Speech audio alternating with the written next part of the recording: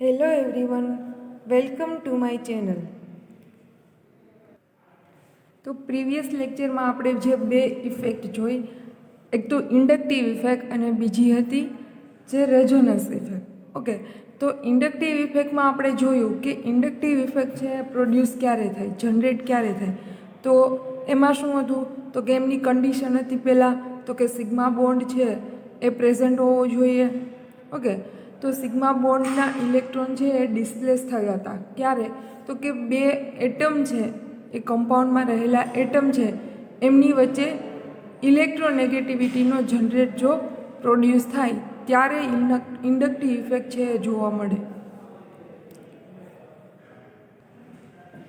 એવી જ રીતે જોઈએ તો કે રેઝોનન્સ ઇફેક્ટ છે કોને કીધી હતી તો કે એમાં પાઈ બોન્ડ છે અથવા તો એ સિસ્ટમ છે અનસેચ્યુરેશનમાં હોવી જોઈએ વિથ એમાં કોન્જ્યુગેશન હોવું જોઈએ. ઓકે, તો એમાં પાઈ બોન્ડના જે ઇલેક્ટ્રોન છે એનું ડિસ્પ્લેસમેન્ટ થશે. તો આવું આપણે બંને ઇફેક્ટમાં જોઈ ગયા. તો જોઈએ આજે કે હાઇપર કોન્જ્યુગેશન છે એ પહેલાં તો કોને કહેવાય અને પેલી આગળની જે બે ઇફેક્ટ કે એ પરમેનન્ટ ઇફેક્ટ હતી એમ જ હાઇપર કન્જ્યુગેશન છે એ પણ કેવી છે તો કે પરમેનન્ટ ઇફેક્ટ છે. ઓકે, તો હાઇપર કન્જ્યુગેશન છે એમાં શું થશે તો કે એમાં સિગ્મા બોન્ડ અને પાઈ બોન્ડના જે ઇલેક્ટ્રોન છે એમાં ઇલેક્ટ્રોનનું ડિસ્પ્લેસમેન્ટ થશે, ડીલોકેલાઇઝ ફોર્મમાં રહેશે એ સિગ્મા અને પાઈ બોન્ડના ઇલેક્ટ્રોન. તો પહેલાં જોઈએ કે હાઇપર કન્જ્યુગેશન છે કોને કહેશું. Hyperconjugation is a special kind of resonance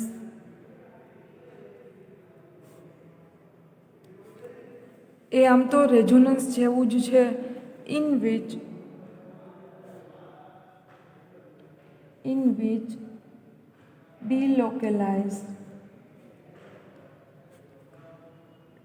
delocalization of sigma bond and pi bond. Okay, sigma bond અને પાઈ બોન્ડના ઇલેક્ટ્રોન વચ્ચે ડિલોકેલાઇઝ થશે ઓર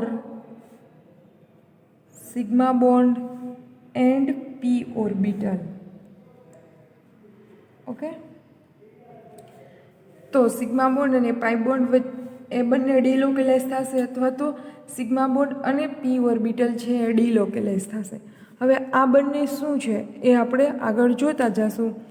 પહેલાં તો એમાં એક કન્ડિશન આવશે કે હાઇપર કન્જ્યુગેશન છે એ ક્યારે જોવા મળશે, કોની વચ્ચે જોવા મળશે. તો એક એમનો ચાર્ટ છે જે યાદ રાખી લો એટલે બધું આવી જશે. તો સિગ્મા બોન્ડ અને પી ઓર્બિટલ આપણે જોઈએ કે એમના વચ્ચે ઇલેક્ટ્રોનનું ડિલોકેલાઇઝેશન થશે. એવી જ રીતે સિગ્મા બોન્ડ અને પાઈ બોન્ડ. તો જોઈએ હાઇપર કોન્જ્યુગેશન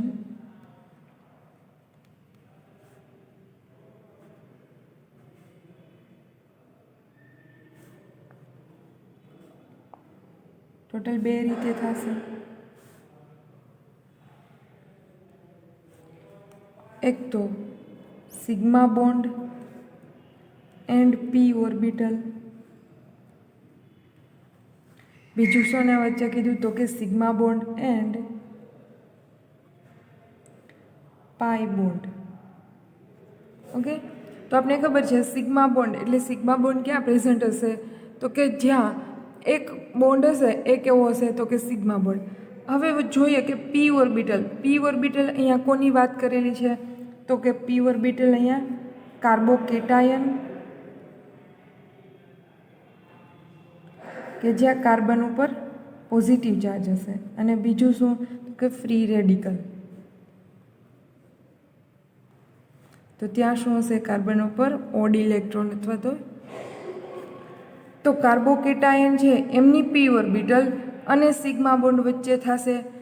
એવી જ રીતે પી ઓર્બિટલ કોની તો કે ફ્રી રેડિકલની અને સિગ્મા બોન્ડ આના વચ્ચે ઇલેક્ટ્રોન છે એનું ડિલોકેલાઇઝેશન છે એ થાય રાખશે. હવે અહીંયા જોઈએ પાઈ બોન્ડ. તો પાઈ બોન્ડ આપણે ખબર છે કોનો હશે તો કે alkene and alkyne. Okay, carbon carbon વચ્ચે ટ્રિપલ બોન્ડ અથવા તો ડબલ બોન્ડ. તો આમની વચ્ચે છે તો અહીંયા સિગ્મા બોન્ડ છે. સિગ્મા બોન્ડ એટલે કે કાર્બન અને હાઇડ્રોજન વચ્ચેનો બોન્ડ એટલે કે સિંગલ બોન્ડ, અને એમની સાથે અટેચમેન્ટમાં કોણ હશે તો કે ટ્રિપલ બોન્ડથી કાં તો આલ્કીન હશે કાં તો આલ્કાઇન હશે. ઓકે, તો આટલા વચ્ચે હાઇપર કન્જુગેશન ઇફેક્ટ છે એ જોવા મળશે. હવે બીજું તો કે કાર્બો એનાયન. તો ખબર છે કાર્બો એનાયન છે એ કોને કહેવાય તો કે કાર્બન ઉપર નેગેટિવ ચાર્જ હોય. તો કાર્બન ઉપર નેગેટિવ ચાર્જ છે એ ઇલેક્ટ્રોન રીચ સિસ્ટમ કહેવાય, કેમ કે એની પાસે એક્સ્ટ્રા ઇલેક્ટ્રોન એમની પાસે પડ્યા છે. જ્યારે કાર્બોકેટાઇન શું હશે તો કે એમની ઉપર પોઝિટિવ ચાર્જ છે, ત્યાં ઇલેક્ટ્રોનની ડેફિશિયન્સી છે, તો એમાં હાઇપર કન્જુગેશન જોવા મળે છે. ઓકે, એ આપણે જોયું. બટ જ્યારે કાર્બો એનાયન છે એમાં હાઇપર કન્જુગેશન છે એ જોવા નહીં મળે. ઓકે, આ જે ઇફેક્ટ છે એ કાર્બો એનાયનમાં જોવા નહીં મળે, બિકોઝ કે એ ઇલેક્ટ્રોન રીચ સિસ્ટમ છે. હવે આ જોતાં પહેલાં આપણે જોઈએ કે હાઇપર કન્જુગેશન છે એમને થવા માટે કઈ કઈ કન્ડિશન છે. તો આપણે 2 કન્ડિશન છે જે યાદ રાખવાની છે કે હાઇપર કન્જુગેશન છે કેવી સિસ્ટમમાં જોવા મળે. જેમ કે આપણે ઇન્ડક્ટિવ ઇફેક્ટમાં જોયું હતું કે ઇન્ડક્ટિવ ઇફેક્ટ છે એ જ્યારે 2 એટમ વચ્ચે સિગ્મા બોન્ડ હોય અને બંને એટમ વચ્ચે ઇલેક્ટ્રોનેગેટિવિટીનો ખાસો એવો ડિફરન્સ જનરેટ થતો હોય તો જ એમાં ઇન્ડક્ટિવ ઇફેક્ટ છે એ જોવા મળતી. જ્યારે રેઝોનન્સ ઇફેક્ટમાં શું હતું તો કે એમાં unsaturated system with conjugation present હોય તો એમાં રેઝોનન્સ ઇફેક્ટ છે એ જોવા મળતી હતી. ઓકે, તો અહીંયા 2 કન્ડિશન છે.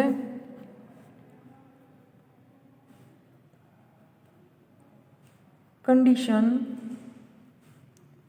for hyperconjugation.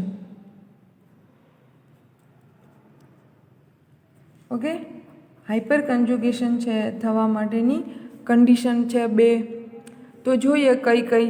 તો ફર્સ્ટ જે કન્ડિશન છે, ફર્સ્ટ કન્ડિશન છે કે આલ્ફા કાર્બન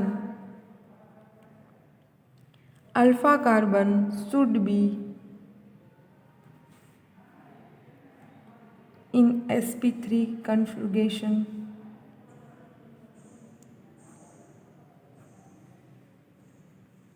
ઓકે, એટલે જે આલ્ફા કાર્બન હશે એ કાર્બન છે એનું sp3 કન્ફિગ્યુરેશન હોવું જોઈએ, sp3 હાઇબ્રિડાઇઝેશન હોવું જોઈએ. ઓકે, તો આપણે પહેલાં ખબર નથી કે આલ્ફા કાર્બન કોને કહેશું, આલ્ફા હાઇડ્રોજન કોને કહેશું. તો જોઈએ, માની લો કે કોઈ આલ્કિન સિસ્ટમ છે. ઓકે, હવે આ આપણી આલ્કિન સિસ્ટમ છે, એમની જે બાજુનો કાર્બન થશે એ કેવો થશે આલ્ફા. ઓકે, અને આપણે ખબર છે sp3 હાઇબ્રિડાઇઝેશન જે આનું થશે, જ્યારે આનું કેવું થશે sp2, આનું પણ sp2, એટલે કે આલ્કિન સિસ્ટમ છે. હવે આપણે જોયું હતું કે સિગ્મા બોન્ડ અને આલ્કિન, એમાંથી આ કઈ છે તો કે સિગ્મા અને પાઈ બોન્ડની એક એક્ઝામ્પલ છે.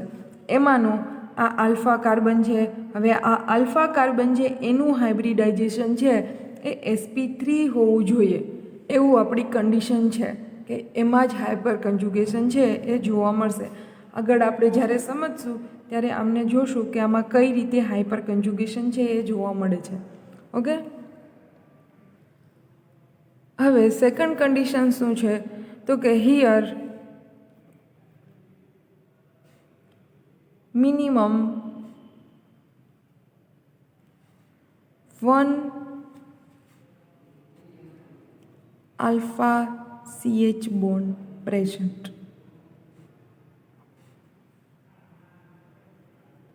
ઓકે, અહીંયા શું છે બીજી કન્ડિશન તો કે આલ્ફા CH બોન્ડ છે એ પ્રેઝન્ટ હોવો જોઈએ. જેમ કે આપણે આ એક્ઝામ્પલમાં જોયું તો 3 હાઇડ્રોજન છે એટલે હું એને આ રીતે લખી શકું. ઓકે, તો અહીંયા શું થઈ ગયું તો કે અહીંયા આપણી પાસે હાઇપર કન્જ્યુગેશન થવા માટે આલ્ફા કાર્બન તો હોવો જ જોઈએ. એમાં બી આલ્ફા કાર્બનમાંથી એક CH બોન્ડ છે એ હોવો જરૂરી છે, તો જ એમાં હાઇપર કન્જ્યુગેશન છે એ જોવા મળશે. ઓકે, તો ખાસ બે કન્ડિશન છે. પહેલી શું તો કે sp3 હાઇબ્રિડાઇઝેશનવાળો કાર્બન હોવો જોઈએ, અને એ બી કેવો તો કે આલ્ફા, એટલે કે આપણી જે ફંક્શનલ ગ્રુપ છે એની બાજુનો કાર્બન એને કહેશું આપણે આલ્ફા કાર્બન. એમની ઉપરના જે હાઇડ્રોજન છે એટલે કે કાર્બનને અટેચ થયેલા જે હાઇડ્રોજન છે એમને કહેશું આપણે આલ્ફા હાઇડ્રોજન. તો બીજી કન્ડિશન શું છે તો કે એમાં એક આલ્ફા હાઇડ્રોજન છે એ પ્રેઝન્ટ હોવો જોઈએ, તો ત્યાં હાઇપર કન્જ્યુગેશન છે એ જોવા મળશે. ઓકે, તો આ બે ખાસ કન્ડિશન છે, અને એક આ ચાર્ટ છે. આટલું તમને યાદ રહી જાય તો તમને હાઇપર કન્જ્યુગેશન છે એ ઇઝીલી આવડશે. હવે આપણે જોઈએ કે હાઇપર કન્જ્યુગેશન છે એ એકચ્યુઅલમાં થાય કેવી રીતે. ઓકે, તો આપણે હવે કન્ડિશન છે એ જોઈ કે આવી કન્ડિશન હશે તો હાઇપર કન્જ્યુગેશન છે એ જોવા મળશે. ઓકે, તો આગળ આપણે ઇન્ડક્ટિવ ઇફેક્ટમાં જોયું હતું કે ઇન્ડક્ટિવ ઇફેક્ટમાં શું હતું તો કે આલ્કાઇલ ગ્રુપ છે એમાંથી પણ શું હતું તો કે પ્લસ આઈ હતી અને એક માઇનસ આઈ હતી. ઓકે, હવે પ્લસ આઈમાં શું હતું તો કે ટર્શરીવાળો જે કાર્બન હશે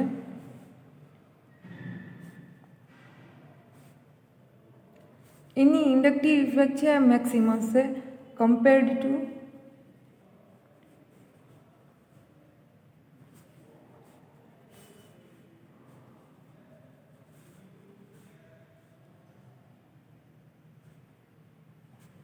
ઓકે, આ ફોર્મમાં શું હશે તો કે ઇન્ડક્ટિવ ઇફેક્ટ છે એ જોવા મળશે.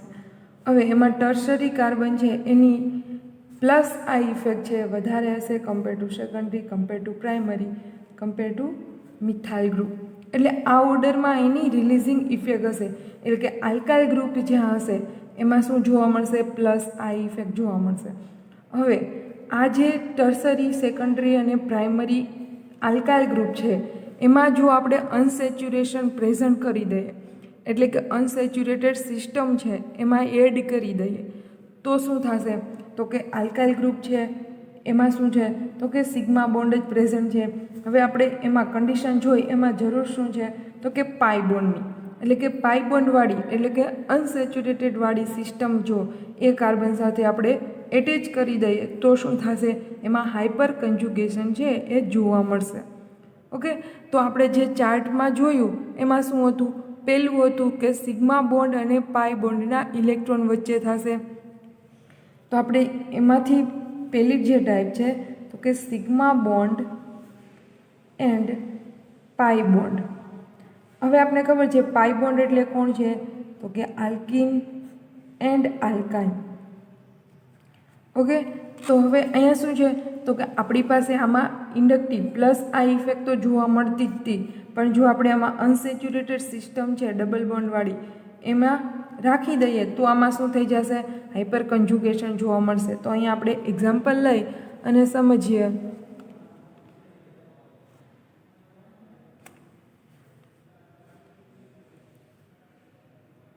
તો કે આ એક કાર્બન છે એ ડબલ બોન્ડમાં બીજા કાર્બન સાથે છે. ઓકે, અને અહીંયા શું છે બીજો કાર્બન કે જેની પાસે એક હાઇડ્રોજન છે. ઓકે, અહીંયા મેં તમને વેલેન્સી એમ જ બતાવી છે, બટ કાર્બનની વેલેન્સી આપણે ખબર છે 4 છે, તો અહીંયા વેલેન્સી મેં બતાવેલી છે ઓલરેડી, અને એક વેલેન્સી જ્યાં હાઇડ્રોજન બતાવેલો છે. હવે આમાં હાઇપર કન્જ્યુગેશન ચેક કરવા માટે તો પહેલાં આપણે કન્ડિશન જોવાની કે આમાં હાઇપર કન્જ્યુગેશન થશે કે નહીં થાય. ઓકે, તો પહેલાં શું કન્ડિશન હતી તો કે આલ્ફા કાર્બન છે એ પ્રેઝન્ટ હોવો જોઈએ. તો પહેલાં તો આપણી એક આ આલ્કિન સિસ્ટમ છે. ઓકે, પહેલાં આપણી એક આલ્કિન સિસ્ટમ છે, એમની બાજુનો કાર્બન એ કેવો થશે આલ્ફા કાર્બન. એમની ઉપરના જે હાઇડ્રોજન છે એમને શું કહેશું આલ્ફા હાઇડ્રોજન. ઓકે, તો પહેલી કન્ડિશન પ્રૂવ થઈ ગઈ કે એક સિસ્ટમ છે એમની બાજુનો કાર્બન એટલે કે આલ્ફા કાર્બન જે પ્રેઝન્ટ છે એમની ઉપર તો કે આલ્ફા હાઇડ્રોજન પ્રેઝન્ટ છે. આપણી પાસે મિનિમમ એક આલ્ફા હાઇડ્રોજન છે એ હોવો જોઈએ તો છે. ઓકે, તો આ આપણો એક આલ્ફા હાઇડ્રોજન. તો બંને કન્ડિશન છે એ પ્રૂવ થઈ ગઈ. ટૂંકમાં આ સિસ્ટમમાં છે તો આમાં હાઇપર કન્જ્યુગેશન છે એ જોવા મળશે. તો હવે જોવાનું કે કઈ રીતે હાઇપર કન્જ્યુગેશન છે એ થશે. તો પહેલાં તો તમારે ચેક કરવું પડે કે ઇન્ડક્ટિવ ઇફેક્ટ. હવે આપને ખબર છે કે આ બંને જે સિસ્ટમ છે એનું હાઇબ્રિડાઇઝેશન છે sp2 છે. આ એક કાર્બન છે કે જેનું હાઇબ્રિડાઇઝેશન sp3 છે. હવે આ બંનેમાંથી આપણે ખબર છે કે sp2નું ઇલેક્ટ્રોનેગેટિવિટી છે એ વધારે હોય કમ્પેર ટુ sp3. કેમ કે sp2 છે એની સાઇઝ છે નાની હશે, ત્યાં ઇલેક્ટ્રોન છે એ ઇઝીલી એટ્રેક્ટ થશે કમ્પેર ટુ sp3. ઓકે, તો ઇલેક્ટ્રોનેગેટિવિટી છે એ આપણી સિસ્ટમની વધારે હશે કમ્પેર ટુ આ એક ગ્રુપ. તો એક ગ્રુપ પાસે શું છે તો કે આલ્ફા હાઇડ્રોજન છે. હવે આ આલ્ફા હાઇડ્રોજન શું કરશે તો કે પહેલાં તો સિસ્ટમની ઇલેક્ટ્રોનેગેટિવિટી છે એ વધારે છે એટલે શું કરશે, આ જે બોન્ડના ઇલેક્ટ્રોન છે એ આ કાર્બન ખેંચવાની ટ્રાય કરશે. હવે આ ટર્મિનલ કાર્બન જ કેમ કરશે તો કે અહીંયા જે કાર્બન છે એમાંથી આ sp3નો જે કાર્બન અને હાઇડ્રોજન વચ્ચેનો બોન્ડ છે એ કેવો હશે તો કે આ હાઇડ્રોજન છે એ મોર એસિડિક હશે. કેમ કે આ બોન્ડના ઇલેક્ટ્રોન ખેંચશે તો આ કાર્બન છે આની પાસેથી ખેંચશે, તો અહીંયા આપણી પાસે હાઇડ્રોજન પડ્યો છે તો એ જ બોન્ડના ઇલેક્ટ્રોન દઈ અને H+ના ફોર્મમાં છે એ રિમૂવ થઈ જશે. ઓકે, તો શું થશે એ H+ના ફોર્મમાં રિમૂવ થઈ જશે. અને આપણે ખબર છે હાઇડ્રોજન છે એ ઇઝીલી H+ના ફોર્મમાં રિમૂવ થઈ જાય. હવે એ રિમૂવ શા માટે થશે તો કે અહીંયા મેઇન ઇલેક્ટ્રોનેગેટિવિટી છે વધારે છે તો બોન્ડના ઇલેક્ટ્રોન છે આ કાર્બન પોતાની તરફ ખેંચી લેશે. તો અહીંયા કાર્બન છે એની એક વેલેન્સી છે એ ઘટી જશે તો એમના ઉપર પોઝિટિવ ચાર્જ આવશે. તો એ શું કરશે તો કે બાજુની સિસ્ટમ પાસે એવું કંઈ પડ્યું છે જેને એ ખેંચવાની ટ્રાય કરશે. તો અહીંયા કાર્બન હાઇડ્રોજન વચ્ચેનો જે બોન્ડ છે આ બોન્ડમાંથી હાઇડ્રોજન પોતાના ઇલેક્ટ્રોન છે એ છોડીને જતો રહેશે. તો અહીંયા શું ફોર્મ થઈ જશે તો કે ડબલ બોન્ડ, અહીંયા થઈ જશે સિગ્મા બોન્ડ. તો જોઈએ, હું એમને અહીંયા લખું છું નીચે તો કે આપણો આ ટર્મિનલનો જે કાર્બન હતો એ અહીંયા હાઇડ્રોજન હતો એ H+ના ફોર્મમાં રિમૂવ થઈ ગયો છે. ઓકે, આ ના બતાવો તો ચાલશે. જે H+ના ફોર્મમાં રિમૂવ થઈ ગયો છે, જે બોન્ડના ઇલેક્ટ્રોન છોડી, એક તો અહીંયા સિંગલ બોન્ડ હતો જ કાર્બન કાર્બન વચ્ચે. ઓકે, તો હાઇડ્રોજન છે પોતાના ઇલેક્ટ્રોન છોડી અને અહીંયા ડબલ બોન્ડ ફોર્મ કરી દેશે. હવે આ સેકન્ડ નંબરનો કાર્બન કે જ્યાં શું હતું એમની બંને વચ્ચે ડબલ બોન્ડ હતો, બટ આ કાર્બને શું કર્યું બોન્ડના ઇલેક્ટ્રોન પોતાના ઉપર ખેંચી લીધા એટલે ત્યાં શું આવશે નેગેટિવ ચાર્જ, અથવા તો તમે એને 2 ઇલેક્ટ્રોનથી દર્શાવી શકો નેગેટિવ ચાર્જને. ઓકે, તો અહીંયા શું ફોર્મ થઈ ગયું તો કે સિંગલ બોન્ડ અને આમની જે વેલેન્સી હતી એ તો છે જ. તો અહીંયા આખી સિસ્ટમમાં તમે જુઓ તો શું થયું તો કે સિગ્મા બોન્ડ હતો ત્યાં ડબલ બોન્ડ થઈ ગયો અને ડબલ બોન્ડ હતો ત્યાં સિગ્મા બોન્ડ. એટલે અહીંયા શું જોવા મળ્યું તમને, સિગ્મા બોન્ડ અને પાઈ બોન્ડ વચ્ચે ઇલેક્ટ્રોન છે એ ડીલોકેલાઇઝ થયા, અથવા તો સિગ્મા બોન્ડ અને પાઈ બોન્ડ છે એ ડીલોકેલાઇઝ થયો. હવે ડીલોકેલાઇઝ એટલે શું તો કે એની જે પોઝિશન છે સિગ્મા બોન્ડ અને પાઈ બોન્ડની જે પોઝિશન છે એ ફિક્સ ના રહે આખા સ્ટ્રક્ચરમાં. ઓકે, તો આમના હાઇપર કોન્જ્યુગેશન સ્ટ્રક્ચર છે એ કેટલા થયા તો કે 2. હવે પાછું શું થાય, હવે જો આમાં હાઇપર કોન્જ્યુગેશન આપણે જોવું હોય તો આ જે નેગેટિવ ચાર્જ છે એ શું થશે રિવર બેક થશે અને અહીંયા ડબલ બોન્ડ છે એ ફોર્મ કરી દેશે. અહીંયા ડબલ બોન્ડ ફોર્મ થાય તો શું થાય તો કે આ કાર્બનની વેલેન્સી છે એ વધી જાય, તો એ શું કરે અહીંયા ઇલેક્ટ્રોન આપે તો આની મેક્સિમમ થઈ જાય. તો આ બોન્ડ છે એ ડાયરેક્ટ આ H+ ઉપર શું કરશે એટેક કરશે. ઓકે, આમ તો આ કાર્બન છે એ H+ ઉપર એટેક કરશે તો થઈ શું જાય તો કે ત્યાં કાર્બન અને હાઇડ્રોજન વચ્ચેનો બોન્ડ ફોર્મ થઈ જાય. ટૂંકમાં મેઇન આ પાછું પહેલું સ્ટ્રક્ચર આપણે ઓરિજિનલ સ્ટ્રક્ચર મળી જશે. ઓકે, તો હાઇપર કન્જ્યુગેશન છે એ આવી રીતે સિસ્ટમમાં જોવા મળે. તો એમાંથી આપણે એક જોયું કે સિગ્મા બોન્ડ અને પાઈ બોન્ડ. હવે પાઈ બોન્ડમાંથી આપણે શું લીધું અહીંયા આલ્કિન, એવી રીતે અહીંયા ટ્રિપલ બોન્ડ હોય તો શું થશે, તો કે અહીંયા ટ્રિપલ બોન્ડનું સિગ્મા બોન્ડમાં, સિગ્મા બોન્ડનું ટ્રિપલ બોન્ડમાં કન્વર્ઝેશન છે એ થયા રાખે. ઓકે, તો આવી રીતે સિગ્મા બોન્ડ અને પાઈ બોન્ડમાં હાઇપર કન્જ્યુગેશન છે એ જોવા મળે. હવે બીજી શું આપણી પાસે ચાર્ટમાં હતું, તો કે એક સિગ્મા બોન્ડ અને પી ઓર્બિટલ વચ્ચે પણ હાઇપર કન્જ્યુગેશન છે એ જોવા મળે. તો એ આપણે જોઈએ તો કે sigma bond and p orbital. Okay, sigma bond અને પી ઓર્બિટલ. તો અહીંયા પી ઓર્બિટલ વાત કોની કોની કરેલી હતી, તો કે એક હતું કાર્બોકેટાયન કે જ્યાં કાર્બન ઉપર હશે પોઝિટિવ ચાર્જ. ઓકે, તો જોઈએ આપણે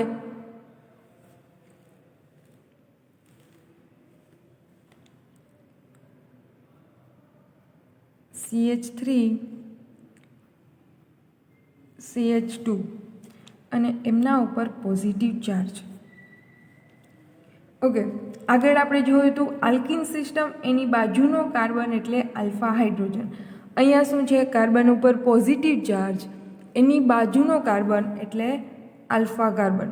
અને આલ્ફા કાર્બન હારે જેટલા હાઇડ્રોજન એટેચ થાય ડાયરેક્ટ અહીંયા કેટલા છે 3, તો આના હાઇડ્રોજન કેટલા થશે 3 આલ્ફા હાઇડ્રોજન.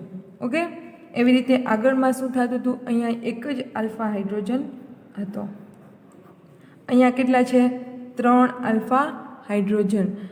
અહીંયા કાર્બોકેટાયન છે જે મેઇન ફંક્શનલ ગ્રુપ થશે, તો કાર્બોકેટાયન છે એમની બાજુનો કાર્બન એટલે આલ્ફા કાર્બન, એમને ડાયરેક્ટલી અટેચ થયેલા હાઇડ્રોજન એને તમારે આલ્ફા હાઇડ્રોજનમાં કન્સિડર કરવાના રહેશે. જોઈએ આમાં હાઇપર કન્જ્યુગેશન છે એ કઈ રીતે થાય છે. ઓકે, તો આપણી પાસે જે હતું CH3 CH2 અને અહીંયા એક એમની વેલેન્સી ઘટે છે એટલે ત્યાં આવ્યો પોઝિટિવ ચાર્જ. ઓકે, હવે જોઈએ તો કે પહેલાં બંને કન્ડિશન છે આપણે જોવાની. તો કે આ સિસ્ટમ છે કે જ્યાં એમની બાજુનો કાર્બન એટલે આલ્ફા હાઇડ્રોજન, તો આપણી ફર્સ્ટ કન્ડિશન શું છે, તો કે મિનિમમ 1 આલ્ફા કાર્બન છે એ પ્રેઝન્ટ હોવો જોઈએ. તો પહેલી કન્ડિશન છે એ પ્રૂવ થશે. બીજી કન્ડિશન હતી કે ત્યાં મિનિમમ 1 CH બોન્ડ, એટલે CH બોન્ડનો મિનિંગ શું, તો કે આ તો આલ્ફા કાર્બન તો હતો જ, એમની ઉપરનો હાઇડ્રોજન એટલે આલ્ફા હાઇડ્રોજન. ઓકે, તો મિનિમમ 1 આલ્ફા હાઇડ્રોજન છે એ પ્રેઝન્ટ હોવો જોઈએ. તો આપણે ખબર છે આ ફોર્મ્યુલામાં કેવી રીતે છે, તો કે આ 3 હાઇડ્રોજન છે આવી રીતે હોય, તો આની પાસે 3 આલ્ફા હાઇડ્રોજન છે. આપણી કન્ડિશનમાં શું છે, મિનિમમ 1 હાઇડ્રોજન, ઓછામાં ઓછો 1 હાઇડ્રોજન છે આલ્ફા હાઇડ્રોજન છે એ હોવો જોઈએ. આપણી પાસે 3 છે. તો ઓકે, તો સેકન્ડ કન્ડિશન પણ પ્રૂવ થશે કે એક આલ્ફા કાર્બન છે, ઉપર 3 આલ્ફા હાઇડ્રોજન છે. તો આ સિસ્ટમના ટોટલ 3 આલ્ફા હાઇડ્રોજન. હવે જોઈએ કે આમાં હાઇપર કન્જ્યુગેશન છે કઈ રીતે થશે. તો એમને આપણે એમના સ્ટ્રક્ચરલ ફોર્મમાં ગોઠવીએ.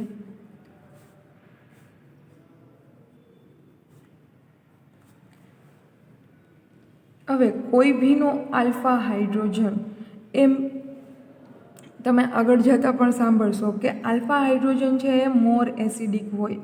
આલ્કિનનો પણ આલ્ફા હાઇડ્રોજન છે એ મોર એસિડિક હતો.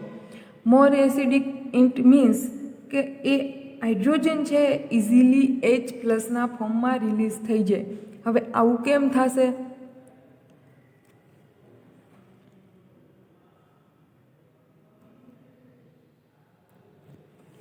હવે એ ઇઝીલી રિલીઝ કેમ થશે, કેમ કે અહીંયા કાર્બન છે, કાર્બનની આપણે ખબર છે કે પી ઓર્બિટલનો ઇલેક્ટ્રોન અહીંયા શું છે ડેફિશિયન્ટ છે.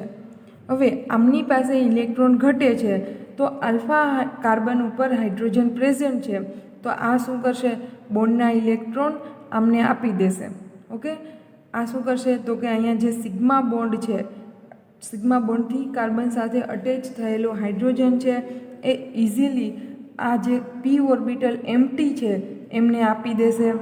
એટલે કે કાર્બનની પી ઓર્બિટલ ખાલી હશે તો એ ખાલી ના રહી શકે, તો અહીંયા ઇઝીલી હાઇડ્રોજન છે એ દઈ દઈએ એમને, એટલે H પ્લસના ફોર્મમાં એ ઇઝીલી રિલીઝ થઈ જાય, એટલે એમને કહેવાય કે આલ્ફા હાઇડ્રોજન છે હંમેશા મોર એસિડિક હોય.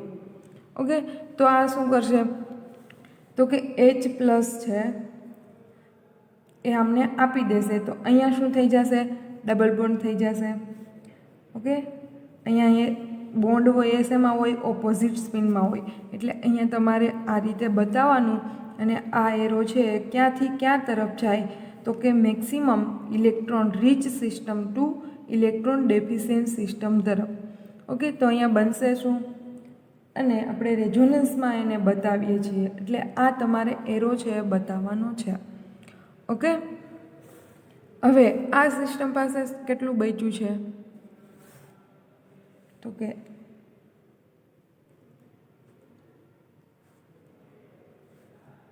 અહીંયા શું આવી જશે, ડબલ બોન્ડ, અને અહીંયા CH2. ઓકે, અને આ હાઇડ્રોજન છે એ H પ્લસના ફોર્મમાં હશે, એ હવામાં ઉડતો હોય એવું કહેવાય. બરાબર. હવે તમે આ સ્ટ્રક્ચર પાસે જુઓ તો 3 આલ્ફા હાઇડ્રોજન છે. બરાબર, આ સ્ટ્રક્ચર પાસે તમે જુઓ તો 3 આલ્ફા હાઇડ્રોજન છે. તો 3 આલ્ફા હાઇડ્રોજન છે એ આવું કરી શકે. અહીંયા એકે આવું કર્યું, આને હું પહેલો નંબર આપી દઉં, આ સ્ટ્રક્ચરમાં પહેલો, સેકન્ડ એન્ડ થર્ડ. ઓકે, આ ફર્સ્ટ, સેકન્ડ અને થર્ડ, તો 3 વખત આવું પોસિબિલિટી બને. જોઈએ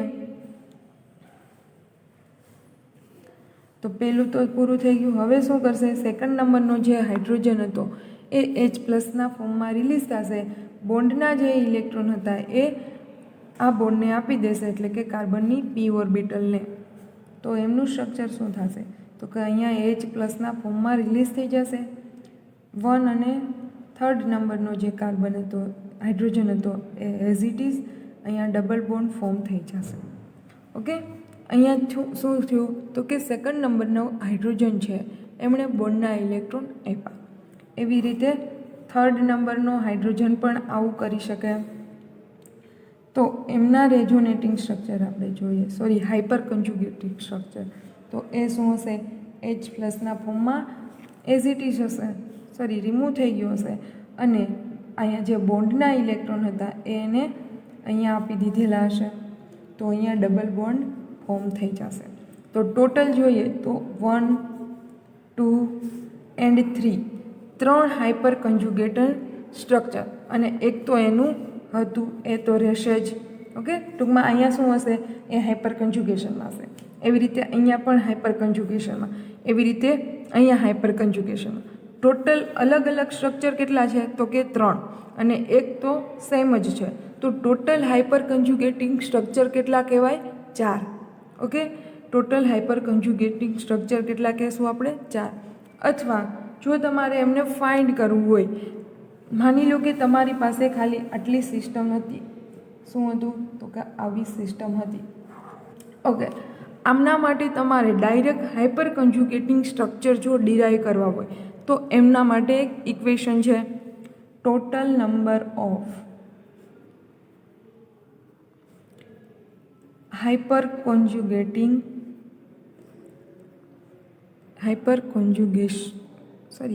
conjugation structure is equal to number of alpha hydrogen. Okay, number of alpha hydrogen plus 1. શું કરવાનું, total number of hyperconjugating structure તમારે ફાઇન્ડ કરવાના હોય તો એ સિસ્ટમના પહેલાં તમારે આલ્ફા હાઇડ્રોજન કાઉન્ટ કરી લેવાના, અને એને એક એડ કરી દેવાનું. એનાથી તમને શું મળશે, total number of hyperconjugating structure. હવે જેમ હાઇપર કોન્જ્યુગેટિંગ સ્ટ્રક્ચર છે એ વધારે, એમની સ્ટેબિલિટી છે એ વધારે થશે.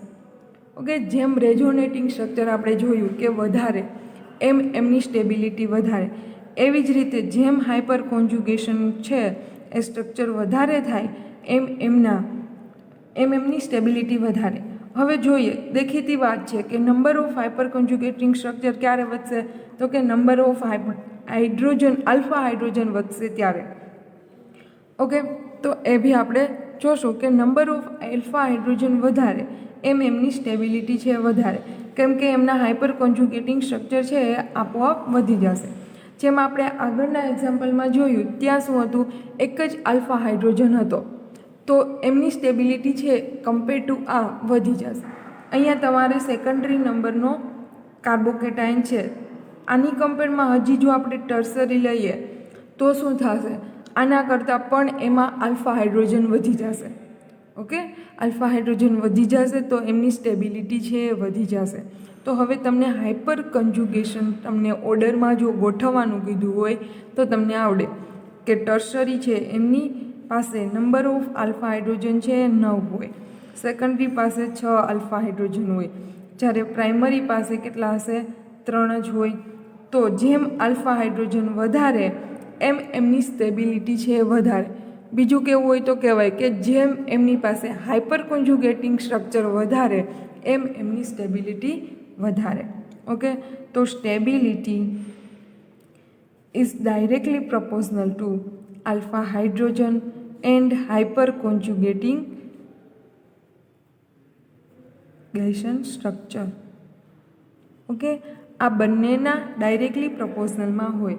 Stability is directly proportional to alpha hydrogen અથવા તો આ બંને વસ્તુ એક જ છે, કાં તો એના હાઇપર કોન્જ્યુગેશન સ્ટ્રક્ચર વધારે થાય તો એના આલ્ફા હાઇડ્રોજન ઓલરેડી વધારે જ હોવાના. ઓકે, તો હવે તમને આવડશે આલ્ફા હાઇડ્રોજન છે એ કોને કહેશું. ઓકે, સિસ્ટમ છે એમની બાજુનો ડાયરેક્ટલી અટેચ કાર્બન હોય એમને કહેવાય આલ્ફા કાર્બન. આ આલ્ફા કાર્બનને ડાયરેક્ટલી અટેચ હાઇડ્રોજન છે એમને કહેશું આલ્ફા હાઇડ્રોજન. તો હવે આપણે જોયું સેકન્ડ શું જોયું, તો કે સિગ્મા બોન્ડ અને કાર્બોકેટાઇન. હવે બાકી બચશે એક, તો કે સિગ્મા બોન્ડ અને ફ્રી રેડિકલ છે આમની વચ્ચે હાઇપર કન્જ્યુગેશન કઈ રીતે થશે. તો ત્રીજી શું છે, તો કે sigma bond and p orbital. અહીંયા પી ઓર્બિટલ કોની યુઝ કરશું આપણે, ફ્રી રેડિકલ વાળા કાર્બનની. ઓકે, ફ્રી રેડિકલ છે એ વાળા કાર્બનની. હવે એમાં જોઈએ કે કઈ રીતે હાઇપર કોન્જ્યુગેશન થશે. તો અહીંયા CH3 CH2 અને અહીંયા છે ફ્રી રેડિકલ મુક્ત મૂલક ઓડ ઇલેક્ટ્રોન, જે કંઈ કહેવું હોય એ. તો પહેલાં તો કન્ડિશન જોઈએ, તો કે આપણી આ જે ગ્રુપ છે, ઓકે, ફંક્શનલ ગ્રુપ છે એમની બાજુનો કાર્બન એટલે કે આલ્ફા કાર્બન, અને આલ્ફા કાર્બન ઉપર તમે જોઈ શકો છો અહીંયા 3 હાઇડ્રોજન છે.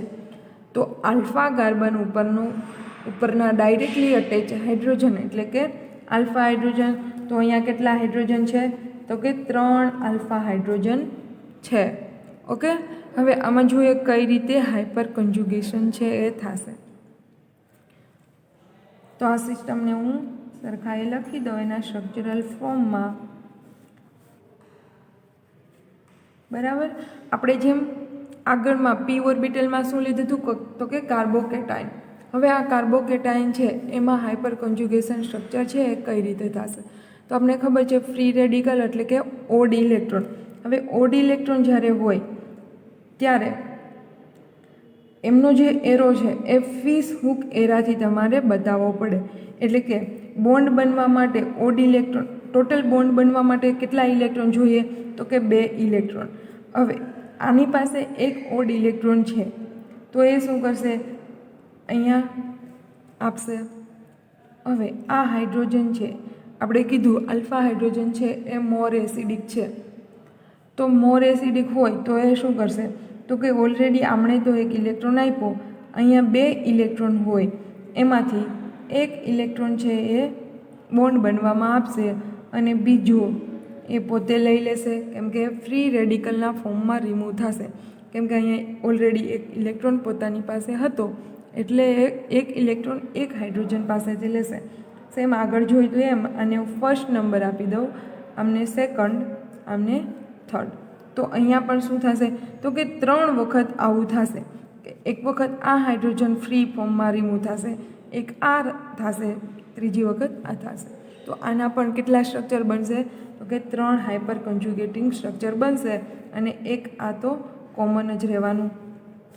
તો જોઈએ આપણે અહીંયા નીચે તો કે આ હાઇડ્રોજન છે એ ફ્રી રેડિકલના ફોર્મમાં પહેલો રિમૂવ થઈ જશે. એમની વચ્ચે જે બોન્ડ હતો એ તૂટી જશે. અહીંયા શું થશે? ડબલ બોન્ડ ફોર્મ થઈ જશે. આમની વેલેન્સી છે એ પૂરી થઈ જશે. અહીંયા હાઇડ્રોજન અને અહીંયા હાઇડ્રોજન. ઓકે, પાછું શું થશે? સેકન્ડ નંબરનો હાઇડ્રોજન છે એ ફ્રી ફોર્મમાં રિમૂવ થઈ જશે. તો એમનું સ્ટ્રક્ચર આપણે અહીંયા ડ્રો કરીએ. તો કે આ સેકન્ડ નંબરનો કાર્બન હાઇડ્રોજન, આ બંને એઝ ઇટ ઇઝ અહીંયા ડબલ બોન્ડ. એવી રીતે ત્રીજા નંબરનો જે કાર્બન છે એમાં શું થશે? તો કે આ બીજો અને પહેલો એઝ ઇટ ઇઝ અહીંયા રેડિકલના ફોર્મમાં અને અહીંયા CH2. તો એક હતું સ્ટ્રક્ચર પોતે જ, બીજું, ત્રીજું અને આ ચોથું. Total number of hyperconjugating structure કેટલા થશે? 4. કેમ કે અહીંયા જુઓ તમે 3 આપણે ઇક્વેશન શું હતું? Total number of hyperconjugating structure is equal to number of alpha hydrogen. તો આ સિસ્ટમ પાસે 3 આલ્ફા હાઇડ્રોજન હતા અને આપણે એના ઇક્વેશનમાં હતું +1. Total number of alpha hydrogen +1 is equal two કેટલા આવશે? 4.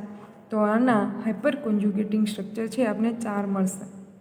ઓકે, તો આવી રીતે તમે એના હાઇપર કોન્જ્યુગેટિંગ સ્ટ્રક્ચર મેળવી શકો અને કઈ રીતે હાઇપર કોન્જ્યુગેશન થાય છે એ પણ ચેક કરી શકે. હવે આ સિસ્ટમ છે એમાં તમને અહીંયા 3 આલ્ફા હાઇડ્રોજન બતાવેલા છે.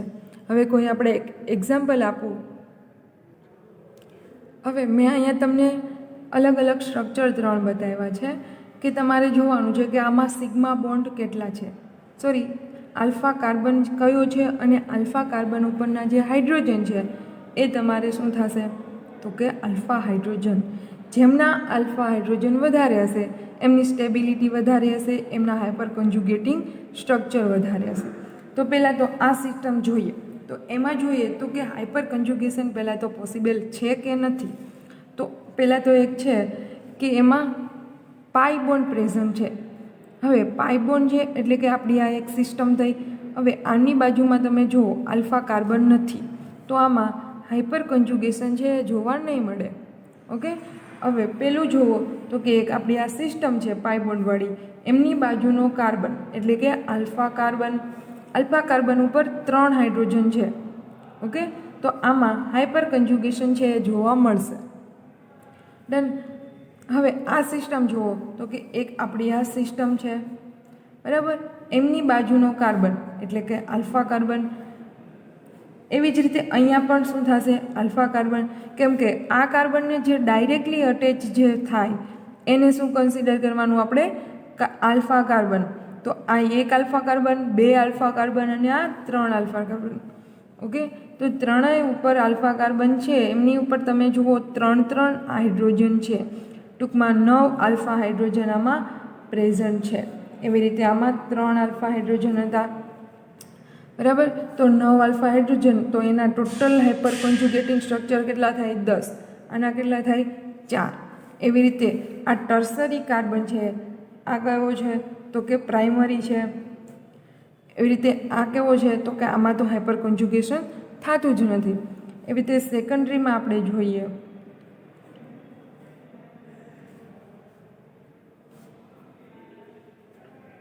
બરાબર, આ સેકન્ડરી જે કાર્બન છે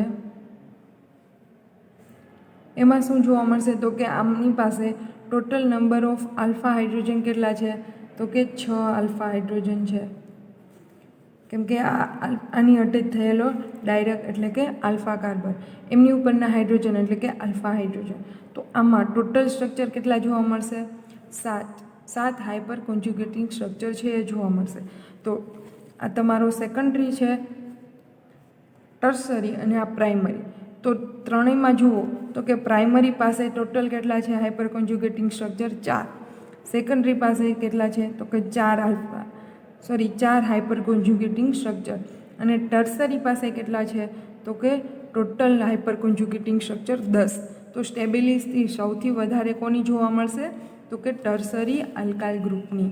ઓકે, તો આવી રીતે તમે એના ઓર્ડરમાં પણ ગોઠવી શકો. આ તમને હું સ્ટેબિલિટીનો ઓર્ડર બતાવું છું. ઓકે, આ સ્ટેબિલિટીનો ઓર્ડર છે.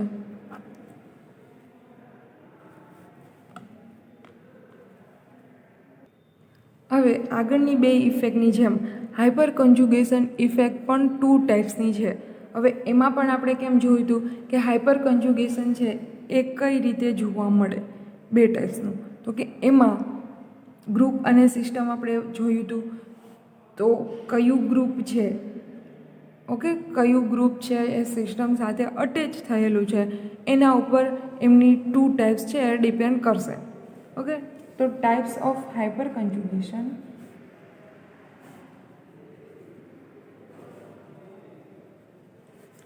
is depends on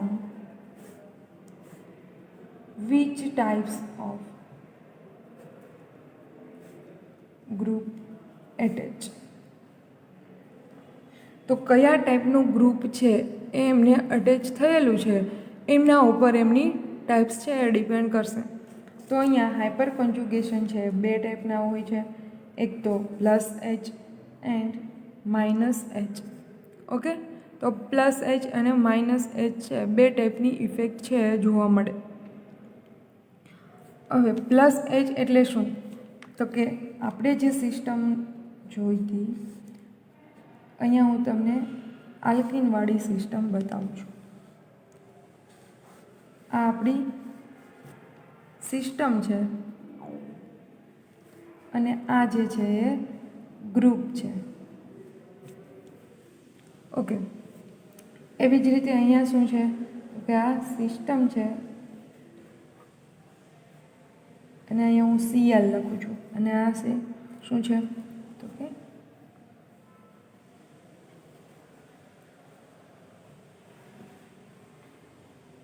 તો હવે જોવાનું છે આમાં કઈ રીતે ઇફેક્ટ જોવા મળે છે. તો આ જે ગ્રુપ છે ત્યાં આલ્કાઇલ ગ્રુપ પ્રેઝન્ટ છે. તો આલ્કાઇલ ગ્રુપની ઇફેક્ટ આપણને ખબર છે કેવી હોય છે? તો કે એની રિલીઝિંગ ઇફેક્ટ હોય છે. એટલે કે આ બોન્ડના ઇલેક્ટ્રોન છોડી દેશે અને અહીંયા બોન્ડ ફોર્મ કરી દેશે. ટૂંકમાં અહીંયા ગ્રુપ શું કરશે? ઇલેક્ટ્રોન ડોનેટ કરશે સિસ્ટમને. બરાબર, અહીંયા ગ્રુપ છે એ સિસ્ટમને ઇલેક્ટ્રોન ડોનેટ કરશે. તો એમાં જે ઇફેક્ટ જોવા મળે એમને કહેશું પ્લસ એચ ઇફેક્ટ. હવે Cl અને ક્લોરીનમાં આપણે ખબર છે ક્લોરીન અને કાર્બન વચ્ચે શું હોય? તો કે ઇલેક્ટ્રોનેગેટિવિટીનો ડિફરન્સ જોવા મળે. તો અહીંયા ઇલેક્ટ્રોન છે એ સિસ્ટમ પાસેથી ક્લોરીન છે એ લઈ લેશે. તો અહીંયા ક્લોરીન છે એ બોન્ડના ઇલેક્ટ્રોન સિસ્ટમ તરફથી ખેંચી લેશે. ટૂંકમાં તો એવી ઇફેક્ટ છે એને શું કહેશું? Minus H effect. હવે એક એક્ઝામ્પલ લઈએ આપણે બેન્ઝીન રિંગ.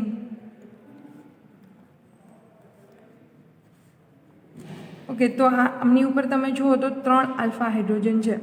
તો આ 3 વખત હાઇડ્રોજન છે બોન્ડના ઇલેક્ટ્રોન આમને આપશે. અહીંયા ઇલેક્ટ્રોન ડેન્સિટી વધી જશે. એવી રીતે શું થશે? તો કે અહીંયા વધી ગયો નેગેટિવ ચાર્જ, તો અહીંયા આપી દેશે તો આ બોન્ડ છે એ અહીંયા ખસી જશે. એવી જ રીતે અહીંયા તો ઓર્થો અને પેરા ઉપર શું થશે?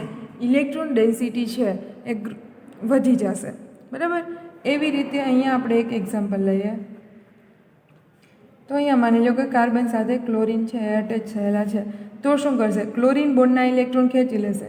તો આ બાજુ ખેંચાશે તો આની ઉપર પોઝિટિવ ચાર્જ, એ રીતે અહીંયા આવી જશે તો આના ઉપર પોઝિટિવ ચાર્જ, એ રીતે આ બોન્ડ અહીંયા આવશે. તો એવી રીતે અહીંયા ઓર્થોપેરા ઉપર છે એ પોઝિટિવ ચાર્જ છે જનરેટ થશે, જ્યારે અહીંયા નેગેટિવ ચાર્જ. તો જુઓ તો અહીંયા શું કરશે? હાઇડ્રોજન છે એ ઇલેક્ટ્રોન છે બેન્ઝીન રિંગને આપશે. તો બેન્ઝીન રિંગની ઇલેક્ટ્રોન ડેન્સિટી છે એટલે કે ઇલેક્ટ્રોન એની પાસે વધી જશે. તો આપણે એના માટે વર્ડ્સ યુઝ કરશું કે બેન્ઝીન રિંગની ઇલેક્ટ્રોન ડેન્સિટી છે એ પ્લસ એચવાળા ગ્રુપ છે એ વધારશે. ઓકે, એવી જ રીતે ઇલેક્ટ્રોન વિડ્રોઈંગ ગ્રુપ આને કહેશું. બરાબર, કેમ કે ઇલેક્ટ્રોન ખેંચે છે. તો ઇલેક્ટ્રોન વિડ્રોઈંગ ગ્રુપ શું કરશે? તો કે પાઈ બોન્ડ પાસે ઇલેક્ટ્રોન ખેંચી લેશે. તો એમની ઇલેક્ટ્રોન ડેન્સિટી છે એ માઇનસ એચવાળા ગ્રુપ છે એ ઘટાડી દેશે. ઓકે, તો અહીંયા તમને બે ડિફરન્સ જોવા મળશે. અહીંયા ઇલેક્ટ્રોન ડેન્સિટી વધશે, અહીંયા ઇલેક્ટ્રોન ડેન્સિટી ઘટી જશે. તો હવે જોઈએ કે પ્લસ એચમાં કયા કયા ગ્રુપ આવશે. તો પહેલાં તો આલ્કાઇલ ગ્રુપ, પછી CH3, CH2, CH3, એવી રીતે CH3, CH3, બરાબર. આ બધા ગ્રુપ છે એ અહીંયા તમને જોડાઈ શકે. જેમ કે અહીંયા આપણે CH3 જોડ્યો એવી રીતે આ ગ્રુપ તો અલગ અલગ આવી રીતે ઇફેક્ટ આપણે સમજી શકીએ.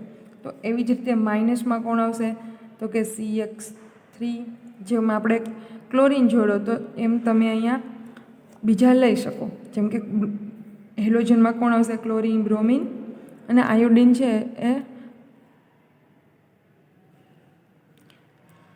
બરાબર. તો લખીએ તો શું થાય CCl3, CF3, CBr3, CI3.